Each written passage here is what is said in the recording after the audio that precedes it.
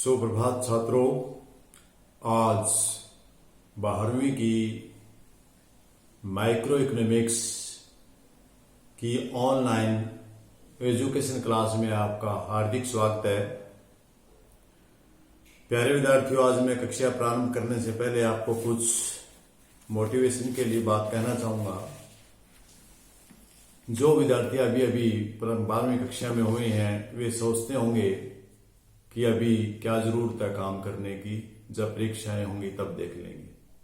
परंतु बेटा, ये बहुत बुरी बात है। क्यों? क्योंकि आपको सिस्टम तो अपनाना ही पड़ेगा। इस दुनिया में सिस्टम के बगैर कोई काम संभव नहीं है। जो भी काम संभव है वो एक सिस्टम रेगुलरिटी के हिसाब से होंगे। एग्जाम्पल के लिए आपको मैं उदाहरण अक्सर प्रायर में भी आपको देता रहा हूं कि एक आसमान में उड़ने वाला जहाज जिसमें कई क्विंटल वजन होता है और वो आराम से उड़ जाता है, लेकिन एक दो ग्राम की सुई भी नहीं है, वो भी हवा में नहीं टिक पाती है, वो भी नीचे गिर जाती है। इसका कारण क्या रहा? इसका कारण है सिस्टम। तो इस दुनिया में सिस्टम में बहुत बड़ी ताकत है, बहुत बड़ी पावर है। तो आपने आपको सिस्टम के अंदर लेके आइए, अपना टाइम टेबल बनाइए और परीक्षाओं का इंतजार न करते हुए रेगुलरिटी अपना के हर रोज का काम हर रोज करते रहिए, तो कोई भी आपके रास्ते में रुकावट नहीं डाल सकता। मैं ज्यादा कुछ नहीं कहता हूं, इतना ही कहूंगा कि आप जो भी काम हर रोज करवाया जा रहा है, हम बड़ी मेहनत करके आपके लिए वीडियोस तैयार करते हैं, तो उनको रेगुलरिटी देखें, करें। यदि एक बार में समझने में नहीं आता, 2-3 बार देखें। तो इन्हीं शब्दों के साथ हम चलते हैं आज के विषय पर। हमारा विषय है मांग का सिद्धांत। कल हमने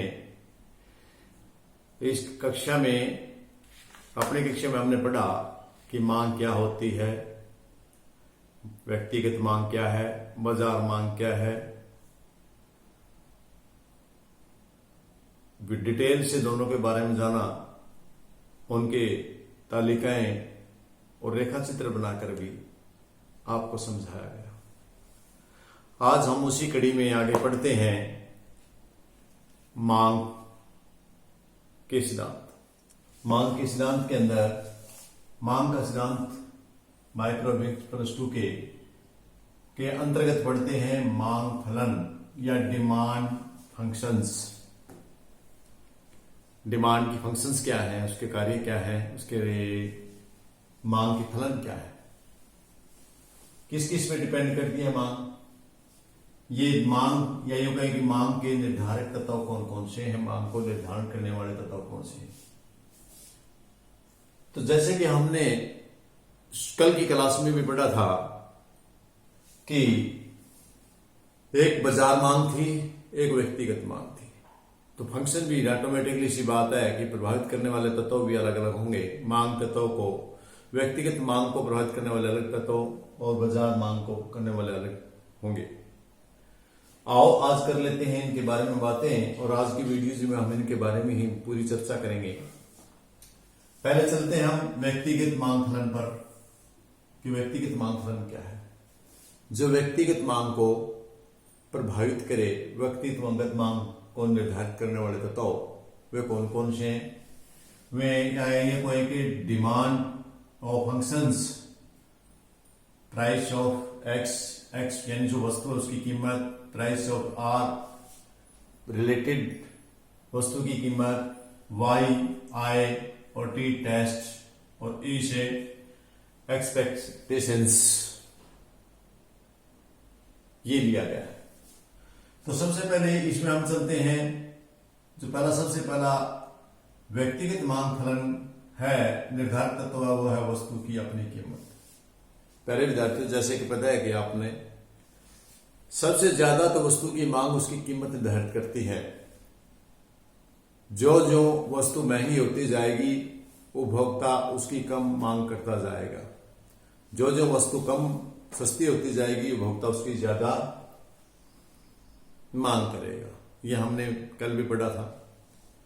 क्यों? क्योंकि वस्तु मनुष्य की आवश्यकताएं हैं वो असीमित हैं। और वस्तुएं दुर्लभ हैं, इसीलिए उनकी वैल्यू है, कीमत है। और इसी कारण से जो ही वस्तु की कीमत कम होगी उपभोक्ता ज्यादा मांग कर लेगा, और जो ही उसकी वस्तु की मांग कीमत ज्यादा बढ़ जाएगी तो उपभोक्ता कम मांग करने शुरू कर देगा कि थोड़े से ही काम चला लेते हैं ज्यादा, क्योंकि आय है उसकी लिमिटेड है। नंबर 2, संबंधित वस्तुओं की कीमत। वस्तु की अपनी कीमत के साथ साथ उससे संबंधित कोई वस्तु है उसकी कीमत भी उसकी मांग को निर्धारित करती है, उसकी मांग को प्रभावित करती है। उसके बारे में हम कैसे करती हैं? ये वस्तु, संबंधित वस्तु दो प्रकार की हो सकती हैं। नंबर 1 प्रतिस्थापित वस्तु, नंबर 2 पूरक वस्तु। पहले हम प्रतिस्थापित की चर्चा करते हैं, ये बड़ा समझने वाला विषय है, समझने वाला टॉपिक है। प्रतिस्थापित वस्तु वे वस्तुएं होती हैं जो उसकी जगह ले ले, बाई वो जगह वो वस्तु ना मिले हमें तो दूसरी वस्तु प्रयोग कर लें, जैसे चाय और कॉफी। ये दोनों की दोनों वस्तु आपस में प्रतिस्थापित वस्तुएं हैं, इनको हम एक के स्थान पर दूसरी का यूज कर सकते हैं। अब माना चाय की कीमत बढ़ जाती है, चाय की कीमत बढ़ जाती है, तो आप बताइए कॉफी की कीमत और कॉफी की मांग क्या रहेगी? घटेगी या बढ़ेगी? हाँ, घटेगी। क्यों? इसकी कीमत घटेगी लेकिन इसकी बढ़ेगी। जब इसकी कीमत बढ़ जाती है, चाय की कीमत बढ़ जाती है, तो ये महंगी हो जाएगी। इसके लोग इसका ऑप्शन ढूंढेंगे। इसका ऑप्शन क्या है? कॉफी है, तो कॉफी यूज करने लगेंगे। ठीक है, समझना है बच्चों? देखो, यदि चाय है, आपकी चाय की कीमत बढ़ जाती है, कीमत बढ़ने से इसकी मांग की बजाय लोग इसकी मांग कम कर देंगे और इसकी मांग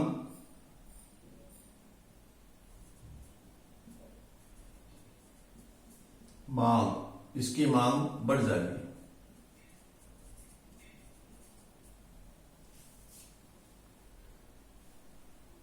दूसरी, नंबर 2 पे पूरक वस्तुएं कौन सी होती हैं? पूरक वस्तुएं वे वस्तु होती है जिसका एक का दूसरे के बिना कोई सहारा नहीं, कोई महत्व नहीं। जैसे कि आप कार है और दूसरा आपका पेट्रोल है।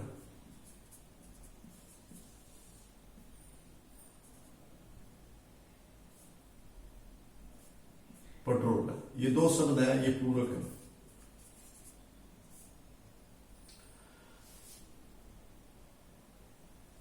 कार के बिना पेट्रोल का कोई महत्व नहीं, पेट्रोल के बिना कार का कोई महत्व नहीं। अब यहां बात आती है कार की। यदि कार की कीमत ज्यादा हो जाती है, कार की कीमत ज्यादा हो जाती है, महंगी हो जाती है, तो इसकी मांग कम हो जाएगी। ये कम होने से पेट्रोल की मांग भी कम हो जाएगी, क्योंकि कम होगी तो गाड़ियां कम होगी, गाड़ियां कम होगी तो मांग भी कम होगी। तो इस प्रकार दोनों प्रतिस्थापित वस्तुएं भी और पूरक वस्तुएं भी, ये दोनों की प्रकार की हैं, ये संबंधित वस्तुओं में शामिल होती हैं और ये मुख्य वस्तु, जो वस्तु उसकी कीमत को भी प्रभावित करती हैं। अब चलते हैं नेक्स्ट पॉइंट पर, उपभोक्ता की आय। ये तो सीधी सी बात है बेटा, जिस उपभोक्ता की आय ज्यादा होगी वो मांग ज्यादा कर लेगा, जिस उपभोक्ता की मांग घटगी, कम है, वो कम मांग करेगा। सीधी सी बात है, मेरे ख्याल में आराम से। अगला है रुचि और प्राथमिकताएं। कई बार आदमी की किसी विशेष वस्तु में रुचि होती है या उसको प्राथमिकता देता है। मान लिया कोई आदमी है जो चाय में बड़ी रुचि है उसकी, या उसका आदी है, उसको यह प्राथमिकता देता है, तो चाहे कितनी भी महंगी हो जाए वो उसको खरीदेगा, उसकी मांग को कम नहीं कर सकता। उसने दिन में 2 बार चाय पीनी है तो पिएगा वो, चाहे महंगी हो चाहे सस्ती हो, उसके ऊपर कोई प्रभाव नहीं पड़ता। तो जो वस्तु है उस पर, यदि उस वस्तु में उपभोक्ता की रुचि है या उसको प्राथमिकता देता है या उसका आदी है, उसकी आदत है, उसको उसकी लत है, उसको, जैसे शराबी को शराब की आदत है तो ये महंगाई कमी नहीं देखता, उसको पीनी ही पीनी है। तो इसी प्रकार हम देखते हैं कि ये भी चीजें भी हमारे व्यक्तिगत मांग फलन में आती हैं, ये निर्धारित तत्व है। इसके बाद एक और इसका निर्धारित तत्व संभावनाएं।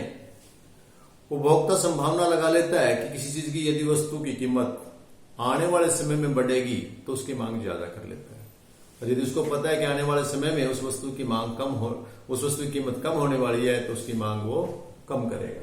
उदाहरण के लिए प्याज है, तो इस बार उसको यदि पता लगता है कि प्याज की जो पैदावार है वो देश में कम हुई है और आने वाले समय में प्याज ज्यादा महंगे होंगे, तो अभी से प्याज की मांग ज्यादा करेगा। और यदि उसको पता ये चल रहा है कि उपभोक्ता को इस बार प्याज काफी मात्रा में हुआ और आने वाले समय में प्याज को कोई नहीं पूछेगा, ये बिल्कुल सस्ता हो जाएगा, तो वो मात्र इतनी प्याज की मांग करेगा जितनी उसकी प्याज की जरूरत है, वो फालतू मांग नहीं करेगा। तो इस प्रकार जो व्यक्तिगत मांग है वो बड़ी प्रभावित इन तत्वों से होते हैं। ये तत्व व्यक्तिगत मांग को प्रभावित करते हैं।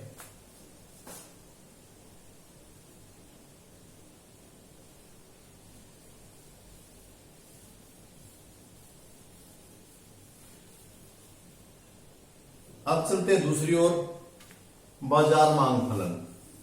बाजार मांग फलन, बाजार की मांग है उसको कौन कौन से तत्व प्रभावित करते हैं। ये व्यक्तिगत मांग है, एक व्यक्ति की है, अनेक व्यक्ति हैं, तो ये पॉइंट इसमें आएंगे। जैसे वस्तु की खुद की कीमत, रिलेटेड वस्तु की, उपभोक्ता की आय और उपभोक्ता की रुचि और एक्सपेंडिचर्स। इसके अलावा जो बाजार मांग उसमें 4 तत्व और अलग होंगे।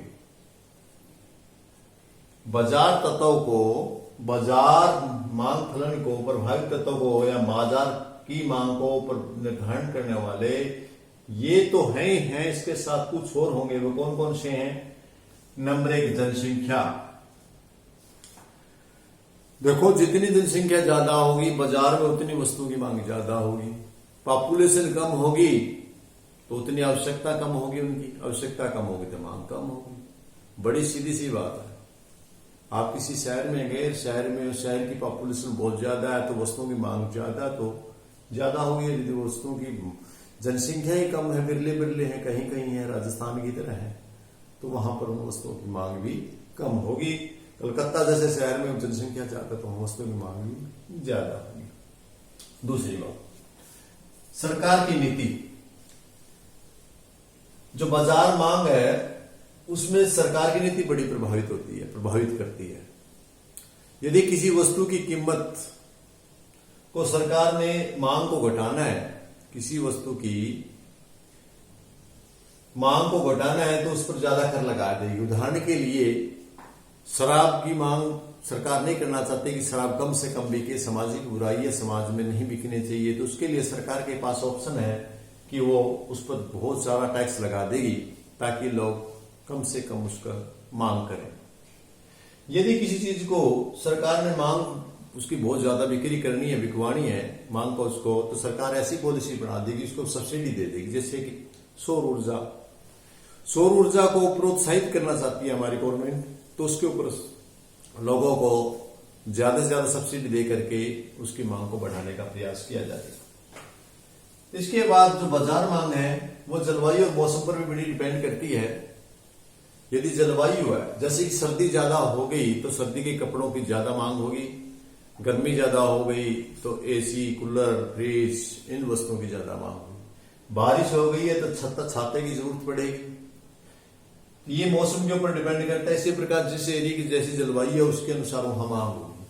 अब शिमला में जाएंगे तो वहां आपको छाते की जरूरत मांग हो सकती है। दूसरी, जो ठंड ज्यादा है तो गर्म कपड़ों की भी मांग हो सकती है।